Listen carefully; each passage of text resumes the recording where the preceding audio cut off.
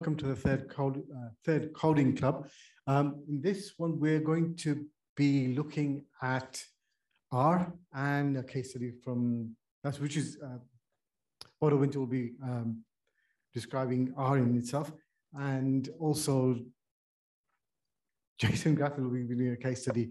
Both are both lectures within the School of English Language and Literature, and Bodo has a book on statistics for linguistics, which I thought was fascinating.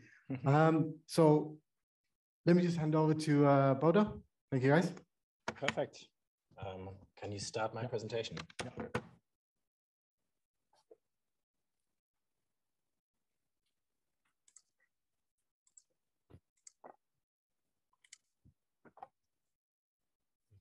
Wonderful. Can I just check that everybody in the internet can hear me? Okay, cool. Okay, so yeah, I was asked by Aslam and the team to talk about R as a programming language and how we use R also in the Department of English Language and Linguistics. And I have actually been quite an R evangelist in my community and been teaching R for several years now and have been using R in my own research for 15 years. And this is not an introduction to R programming, but actually in sort of talking about the programming language more generally. So just to start with, what is R? It's an open source programming language developed for interactive data analysis. And the emphasis here is on interactive. So it's designed for loading in a data set, exploring the data set, visualizing it, building models for a data set. And it's arguably the lingua franca in statistical research. So chances are that if a new statistical paper comes out, that it will come out with an R package that implements that in R. I'm hearing a bit of noise. Okay, yeah, cool. So this is...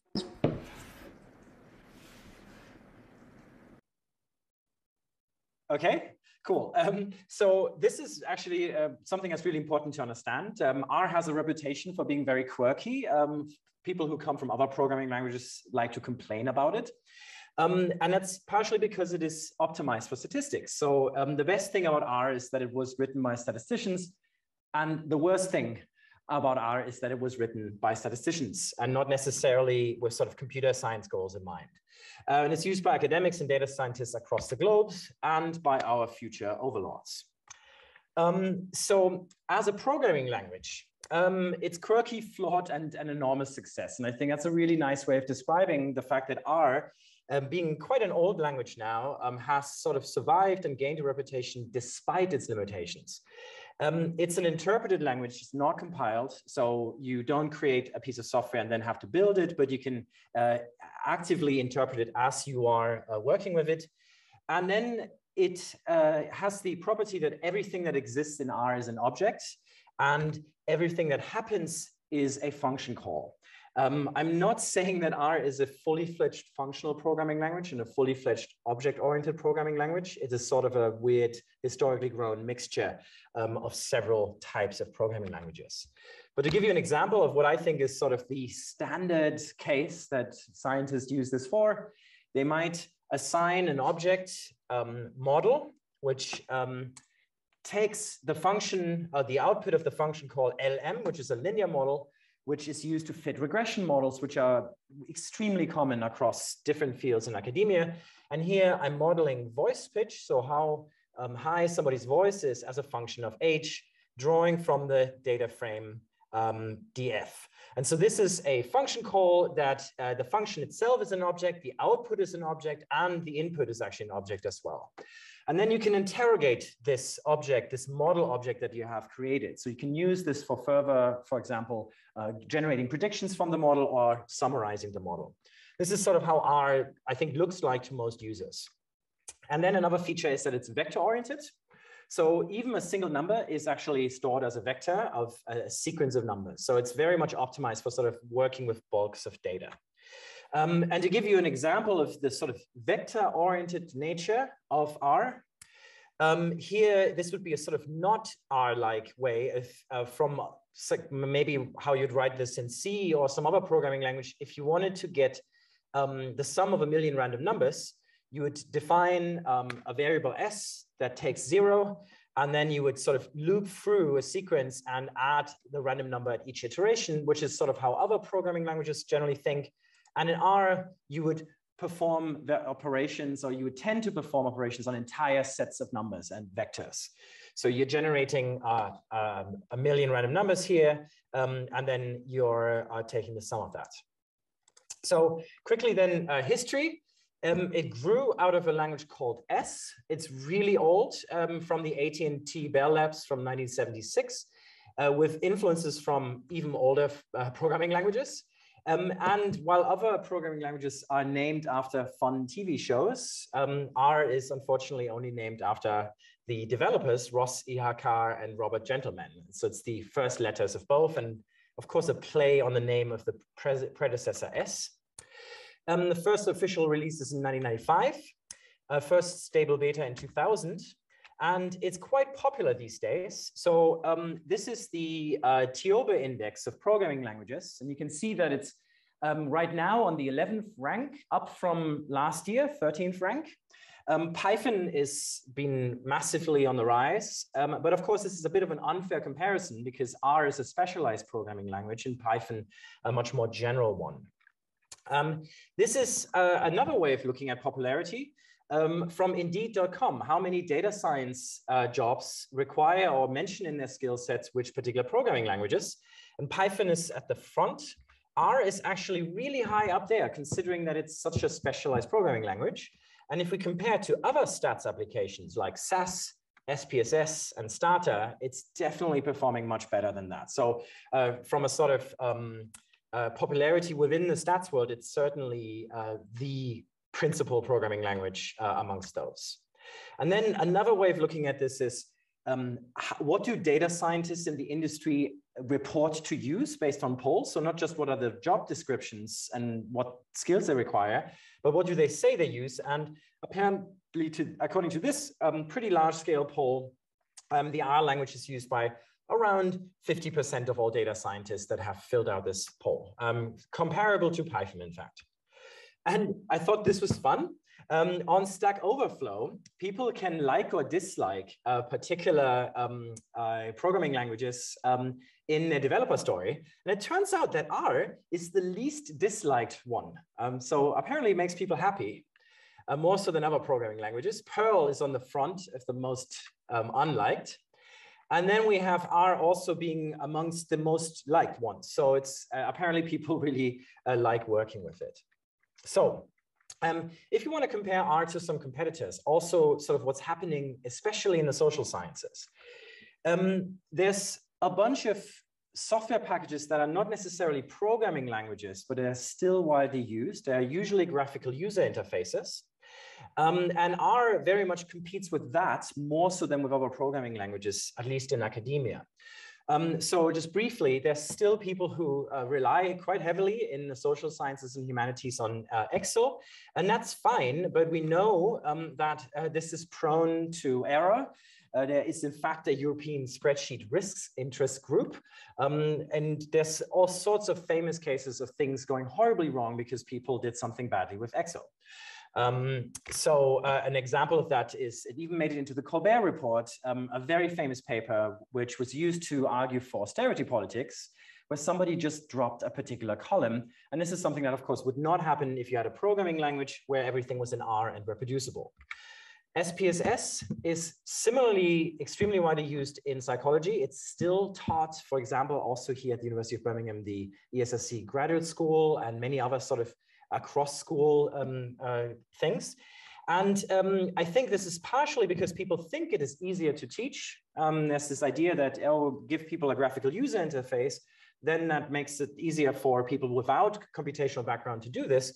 But actually, there's no evidence for this. So people who've actually done empirical comparisons in classrooms with SPSS and R have found no difference. The initial fee is higher, but then when it comes to actually implementing it, once you're at it, it's not that bad. And that's also what we found. And we've been teaching R at the Birmingham Statistics for Linguists summer school. And we found that it works really well with people who have no programming background. It actually, like, they can pick it up quite quickly. I'm going to skip this. So I would say that I think, and I'm going to make a really strong claim here, I think it's actually really, really sad that it's still being, SPSS is still being taught at the university, because we're paying for an expensive license that basically makes it impossible to reproduce somebody's analysis if they don't have a license, which is inherently against reproducible research and open science. And so we've seen the employability statistics. I think we're really disadvantaging our students if we're from an employability perspective, but also from the perspective of the quality of science.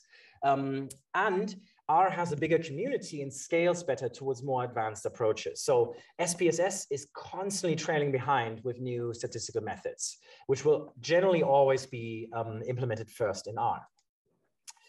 So how does it compare to something like Python? So that's, of course, a much better competitor, and they're maybe more complementary than anything else. But I'd say that R, when you open it up, you can start with stats right away. For Python, you need to load stats libraries. But then Python, of course, is more general purpose. You wouldn't use R to program a game or a web interface that much.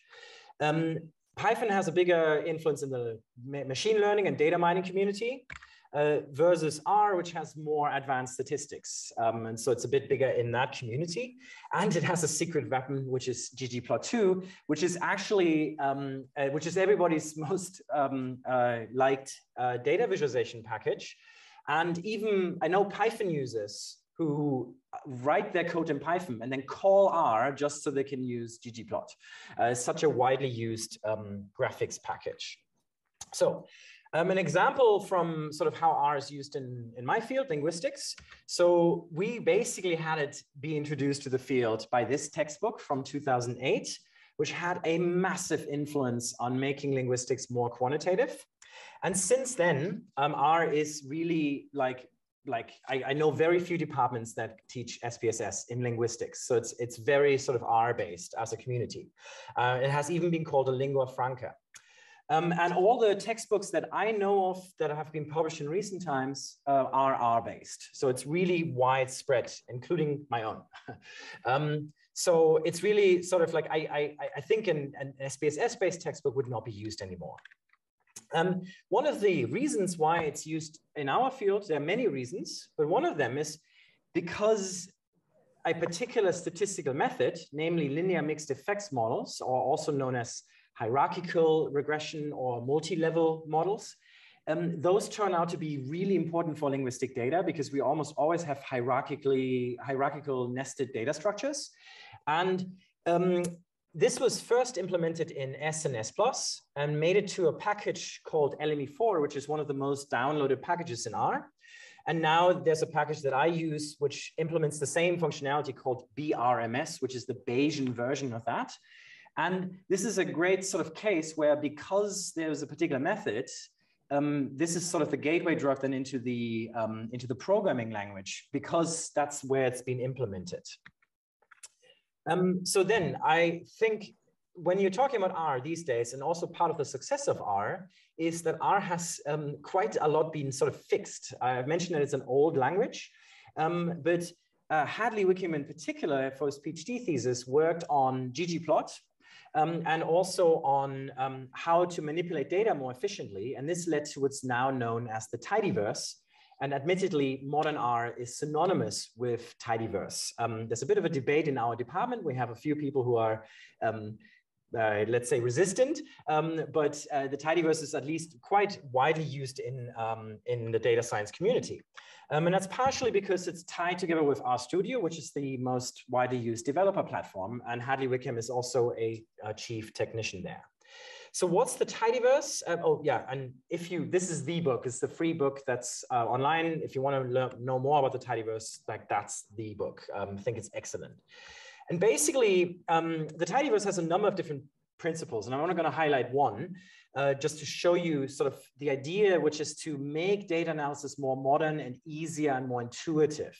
And one of the concepts is that of a pipeline, where you stack up operations with this thing, which is called a pipe operator. And the way this works is kind of like a factory pipeline, where like you have a data frame, some sort of spreadsheet, you perform a manipulation and you send that to the next manipulation. And the input and output of each one of these cases is a data frame. And so here's an example from my own research, just a code snippet. I'm sending the Italian data frame to the rename function. That output is being sent to the mutate function, and that's sent to the select function. And renaming does exactly what it says. Renaming, mutating changes some columns, and selecting is taking a subset of columns. And this may look like bad coding because it's sort of pointing to the right over here, and then this is assigning to the left. But it's a really intuitive way of having these lots of data processing without having to repeat the name of the data frame in each of these arguments. So this is sort of one of the things that you see in the tidyverse. And you can see how this is base R code for changing a column name, which has lots of nested operations and function calls, really counterintuitive. And this would be the corresponding tidyverse, where it's a simple, it's almost delivering to the promise of being a more functional programming language, in the sense is here's a function that operates on a data frame, and it takes this is the new variable, column name equals old column name. And then part of the tidyverse is ggplot, which is a layered approach to data visualization that's extremely widely used and makes it really easy to scale plots and develop really nice plots. So this is an example of a plot that we've recently published that has been created entirely with R and the tidyverse. And I think it makes pretty good graphs. Okay, and then finally, to conclude, a few things I wanted to mention is one of the major advantages of R is the power of community. The comprehensive R archive network has over 100 mirrors where R is being saved at, and packages, you can download them. Currently, as of this morning, there's 19,000 packages, and it took me 3 lines of code to just download the website and then search for all the instances that have this tag in it, and then check the length of that vector, just as an example of using R to get the code or the information that's on the slide. And then I was thinking, okay, let me just sort of like think about, okay, what are some of the most common packages that I use? And it turns out that across 50 programming scripts over the last 2 years, from various finished and unfinished projects, I use the tidyverse in all of them, BRMS for Bayesian models, patchwork for plotting, effects, F-size for calculating effect sizes, and then a bit more specialized stuff. But these are all of the packages that I've used the last 2 years. And with the power of community comes the fact that there's user conferences. There's also meetup.com, which has a tremendous amount of Birmingham R user groups, including the Birmingham one. So I'm always a bit disappointed that there's very few University of Birmingham people other than me showing up to these events. So I think we should maybe make more of a showing at these R user groups, because this is also where the sort of industry applications and the data scientists from not just academia are at. There's also NHS-R, because R is used in the NHS. And there's a wide network that's called R Ladies, which is meant to be, so this is the Coventry version, but there's also other of those, which is supposed to be an inclusive R user group meetup. And it's also a massive community on Twitter.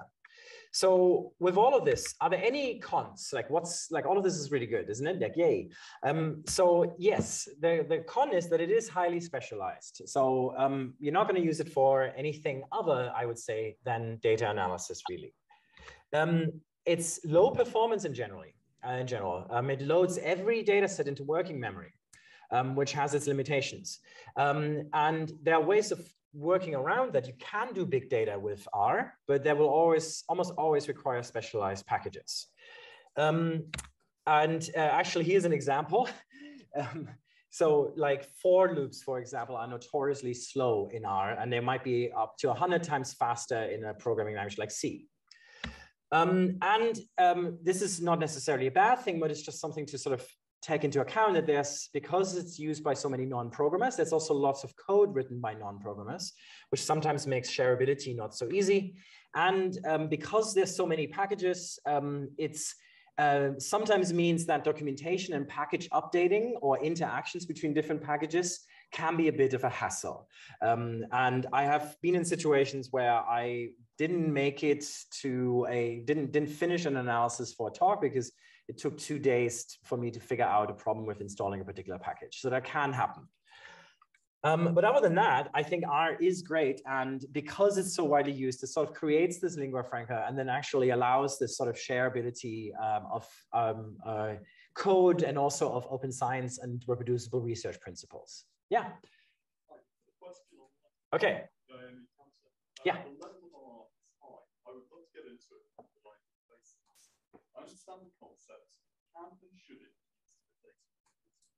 Oh yeah, yeah. And so in fact, actually, I think for data reporting, that's another sort of principle of reproducible research, which is that you shouldn't, so when we write papers, the standard way that academics write papers is they will copy and paste values from whatever software they have. And R actually allows you to do the entire pipeline, including printing it into the finished paper if you wanted to. So you can do even the last step of the communication in a reproducible fashion. So I would say, yes, it is for all of this.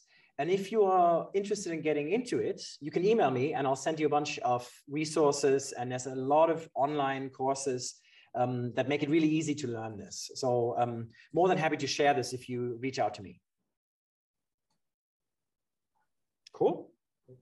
Okay, then we'll switch to Jason.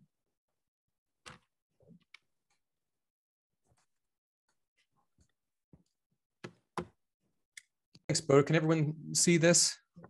Yes. All right, let me, what's going on here? There we go. Okay, yeah, thanks for inviting us.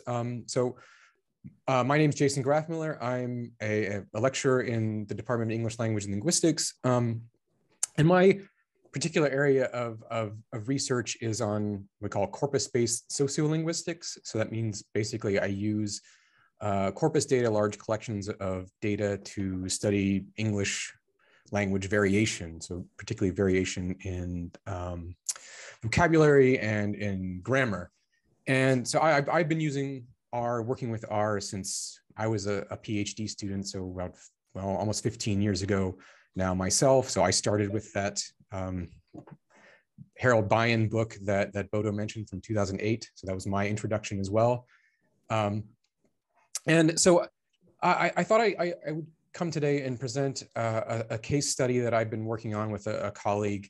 That's it's sort of a small, sort of nice little self-contained study that I've been doing sort of for fun almost, but it sort of illustrates all the ways that I use R through the entire sort of workflow pipeline.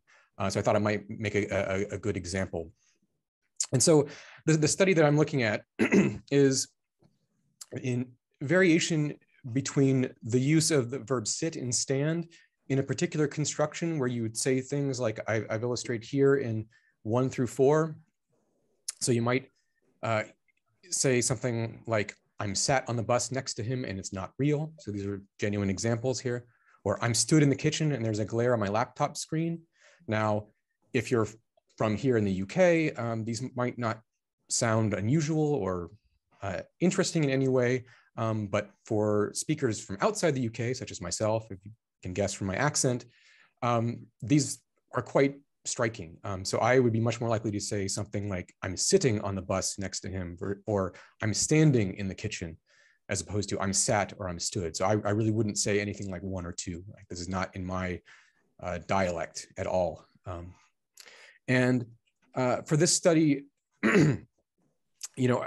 as a newcomer to the UK a few years ago, I started noticing this, and I was really curious why people said this, and I thought it'd make a good topic for a study. So I started looking into it. There's a little bit of research, but not a whole lot. And so what I set out to do is to use the sort of large scale language data sources that we have, corpora and other materials, other sources, to explore questions about where this particular feature of British English that I'm calling be sat or be stood. So it's the use of a form of the verb be followed by sat or stood. Where is it used in the UK? What's the distribution like? Who uses it? But I'm also interested in things like why people might say I'm sat versus I'm sitting, and whether we could build a kind of predictive statistical model to predict when we might say one versus the other. And ultimately, I'm interested in sort of where this came from and why it developed in the way that it did, and how does studying this particular little feature help inform bigger questions about the nature of language change and language evolution. How can we learn something bigger about studying this little phenomenon in English? So just to sort of illustrate, this is the sort of typical kind of workflow that I follow. As I think as Bodo mentioned, you can use R all the way down from the initial data collection to the final writing up for publication. And in this talk here, I just want to sort of illustrate how I do that. I do use a little bit of Python, or in some cases, a lot of Python in sort of the early stages of data cleaning and feature annotation and extracting information from natural language data. Python has some better tools for doing heavy duty NLP type stuff, parsing, part of speech tagging, semantic analysis that R doesn't quite have. So I've used Python for doing that kind of stuff. But by and large, I prefer working in R. It's the language that I'm more familiar with. And so I try to use it as much as I can until I can't. So for this study, we had a number of data sources that we're using, a number of corpora that we're collecting data from of varying sizes, from over corpora of around a couple billion words from different varieties, data from Twitter here in the UK, data from 20 different countries on websites in 20 different countries around the world, some spoken conversational data, and so on. Lots of different types of data, different data sources of different sizes. And some of these corpora have online interfaces that I was able to use with, bespoke syntax to extract and collect the data. But some of the data I had to collect myself, in particular the data from Twitter. And so I used R to collect data from Twitter on this particular feature that I was looking for. So here are some more examples that I collected from Twitter. Twitter's nice because you can get all kinds of interesting and unusual examples of language, like I'm 27 and I'm sat in a toilet getting drunk and talking to my little sister. And this is all good language data and so on. So these were just some examples that I actually pulled out just a couple weeks ago from Twitter, and I was able to use some packages in R, particularly this R tweet package. So I use the tidyverse as well. I'm a convert, I admit. And there's a nice package called rtweet that interfaces directly with Twitter's API. And so you can send search queries looking for various different, whatever you want to look for really, and collect tweet data very quickly, almost instantaneously. So in this example here, I sort of define my searches and there's a particular sort of syntax for that. And then I use this search tweets function that includes my query, the number of tweets that I want to collect. I can specify a geocoded location, right? So I want to look in and around Birmingham, whether I include retweets and so on and so forth. There's a number of additional arguments that you can include, but you can do this really quickly. It takes seconds once you learn how to use the basic functions of this package, right? To get a larger data set, my colleague, Jack Grieve, has created a Twitter corpus, which he used R to essentially stream tweets from the UK for over about a year, I think, in 2014, and collected billions of words of Twitter data using functions like this, at least streaming data like so. So here's an example of a code that you could use to stream tweets for a week and store those in a file. So, so I was able to collect data from Twitter and from these other corpora.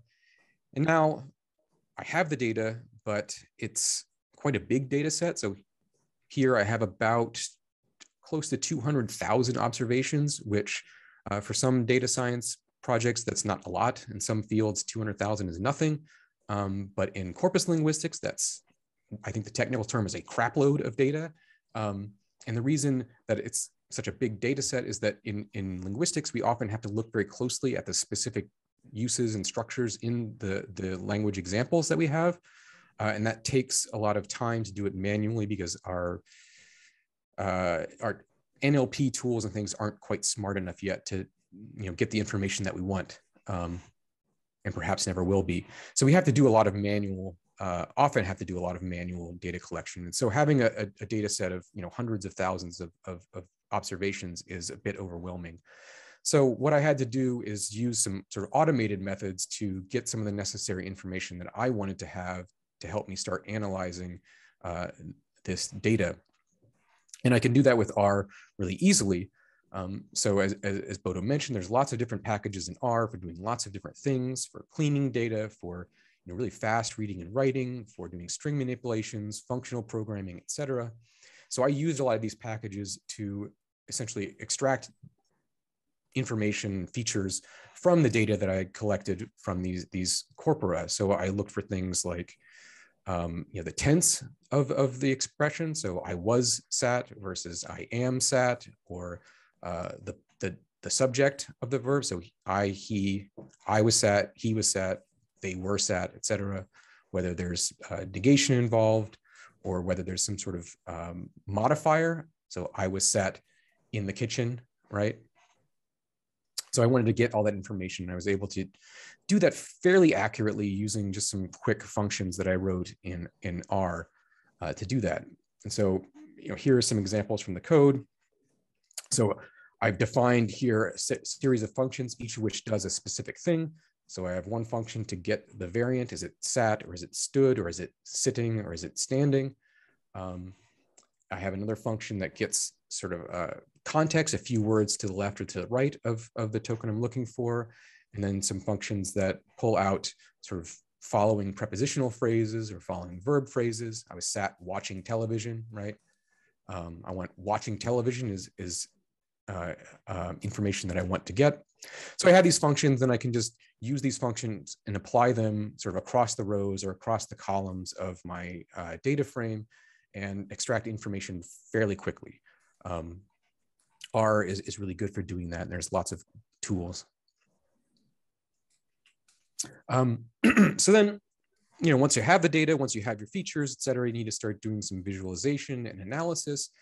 Again, this is, I think, where R really shines, right? The graphics using ggplot2 and some of these statistical analysis is really, really easy to use, and it looks really nice. So in this study, for example, I'm looking at charting the frequencies of these forms across different varieties of English and within the UK. And I also want to use some of that Twitter geo-coded information, the geotag information, to create heat maps within the UK of the prevalence of these features. Then I can also build predictive models, and I can plot the results of those models and report the results. So just to illustrate, here's a plot of the proportions and frequency of the use of be sat or be stood versus be sitting and be standing across 20 different varieties around the world in this corpus of global web-based English, right? So you can see here I created this in ggplot and the patchwork package. And I think it's really neat because you can see right away that this seems to be something that you only find in British English. So the GB, Great Britain here. And the use of sat and stood is about 3 times more frequent in the British data than in anywhere else in the world, which is really striking. I haven't seen a pattern like this with other kinds of features. This is quite unusual. So this is in one corpus. I created these plots. I've essentially created wrapper functions for these plots, so that way I can use them. So in this talk, this is a version of a talk that I gave back in October at a conference. I created this nice dark theme, but then I want to use these same plots for printing in a publication. So I want to use maybe a light theme. So I basically create a function that has sort of optional color schemes and color palettes that I can change out with a couple lines of code rather than having to reproduce the entire plots and the entire code all at once. So I just define these custom functions like so and run them with a couple lines, and I'm done. I can use these again and again and again as I go. So I like to recycle a lot of my code from one project to the next. So these are the packages here: tidyverse, patchwork, GG charts, and this lemon package that I've used to create that plot. Turning to variation within the UK, right? So I use another set of packages to do these kind of spatial mapping here and create these sort of heat maps. So here what you see is the proportion of sat, B sat versus B sitting across the UK, where there seems to be a really high concentration of sat in the north and to a certain extent in the southwest of England, but very little of it in the southeast or in Scotland or Edinburgh. I don't know why this is. This is, again, a really unusual distributional pattern that we don't find in other kinds of grammatical expressions in the UK. I've talked to others. We don't know what to make of it yet. But I created this in R. It's fairly easy to do. Spatial mapping is a bit tricky, I admit, but the packages that I used are down here. There are a number of specialized packages for doing this kind of stuff. It's not too hard to learn how to do it. So again, this is just an illustration of the code that I use. I can change up the color palette easily with this code, and I like to recycle my functions and code as I build them for different projects. Jason, and finally, Jason, we've just got a couple of minutes. Oh, okay. Okay. Well, I'll skip the bit of modeling. So I also use R for modeling. So here I'm predicting the use of sat versus sitting based on some contextual features. You can use R, as Bodo mentioned, for doing a lot of statistical modeling and so on. But the last little bit, I'll just skip ahead to the point that's, I think somebody raised a question about using R to create reports, and you can do that directly in R Studio, and I've done that here. This is an example of an abstract that I created for a conference. I submitted to a conference in January, and I basically created everything inside R, including the references to code chunks and the outputs of some of these plot functions and table functions that I created and so on. You can do this really easily using R and RStudio, right? And there's a lot more information here. I can pass along the slides with the links to stuff as well. So sorry, I didn't mean to go on too long, but I have a little GitHub repo if you're curious about the code and want to look at it more, but I'll end it at that. That's brilliant. Thank you so much indeed, Jason. That was very, very interesting.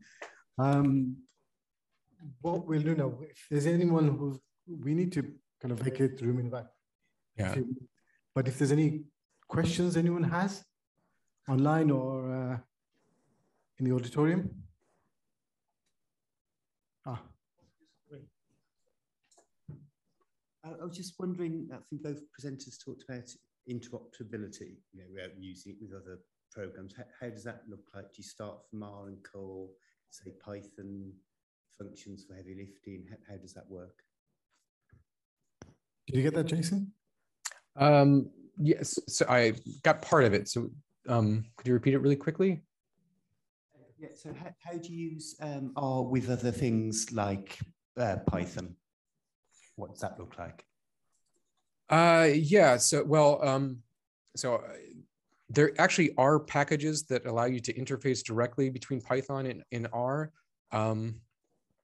I've started using that more, but back in the day before that existed, I would just I do what I needed to do in Python, create whatever data frames or spreadsheets or whatever I needed to with Python, and then load those up in R separately. I mean, they didn't really speak to one another.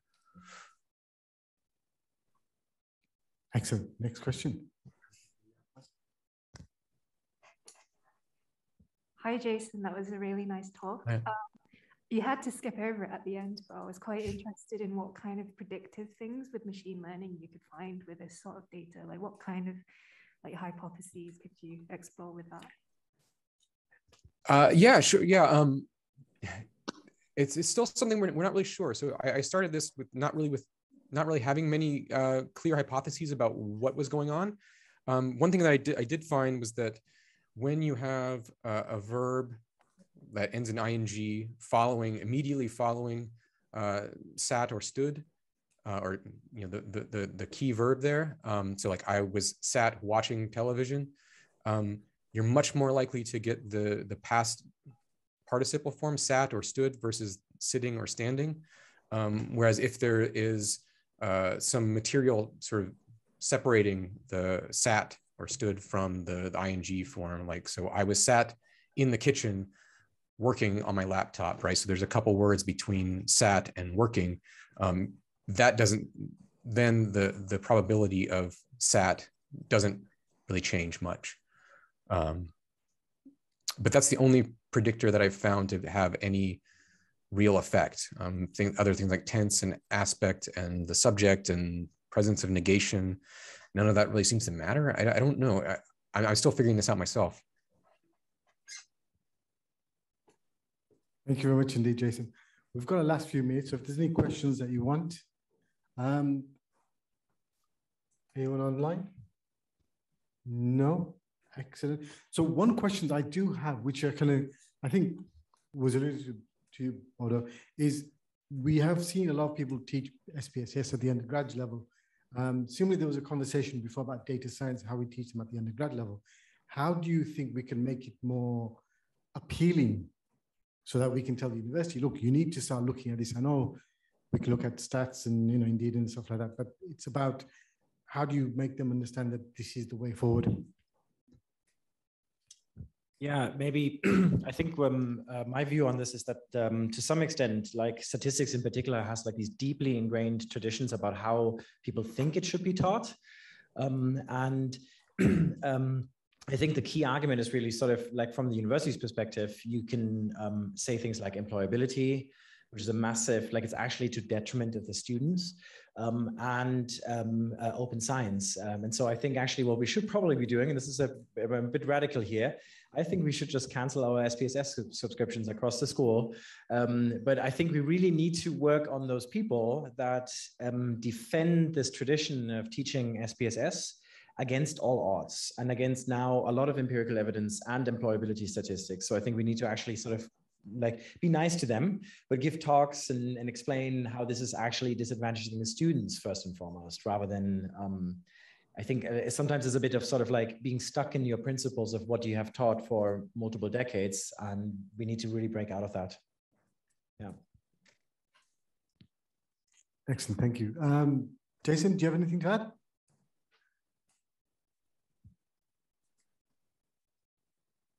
Oh, you're muted. So yeah. No, I mean, I guess I didn't realize that we were still basically teaching SPSS. But I'm sort of with Bodo on this. I mean, you're not going to find much disagreement, I think, between us about, moving towards a more open science type approach. There were some, I mean, there are a number of comments here. I was just sort of looking at those as we go, but I don't know if we have time. Sort of, I think hopefully no one's knocking at the door at the moment. But yes, I think what we can do now is just wrap up and say thank you very much to our both speakers, Bodo and Jason. Thank you so much indeed, and especially also to us interpreters online. Thank you so much indeed. It's the first time we've had that.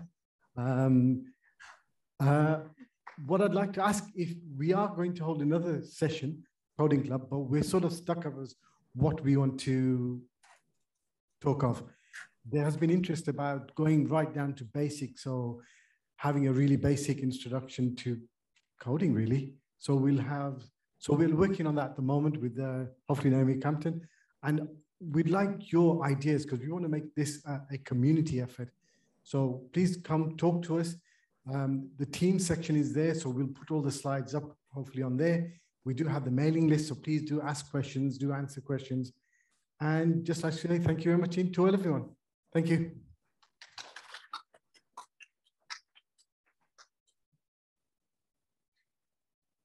See you, Jason.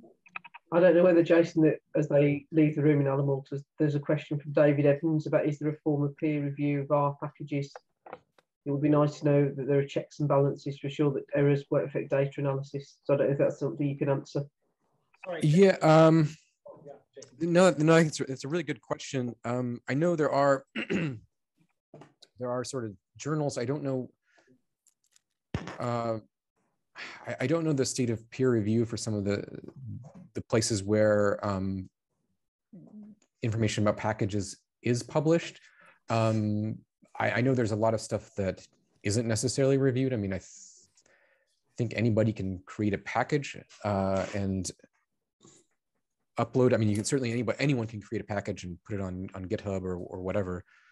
But the sort of commonly used statistical packages, yeah, that's a good question. I should look into that. I know many of them are published in statistical journals and so on. Usually the more well-known and widely used ones, I think have been sort of vetted in some sense. But there are still, I know, a number of packages that are widely used but are still technically under development.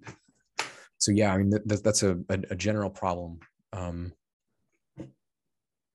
for statistical research and science, but I don't know if there's a peer review system, a good peer review system in place. And what I mean, and for that matter, peer review isn't perfect anyway, but it's better than nothing. Thank you very much. Well, I'm going to stop the recording now.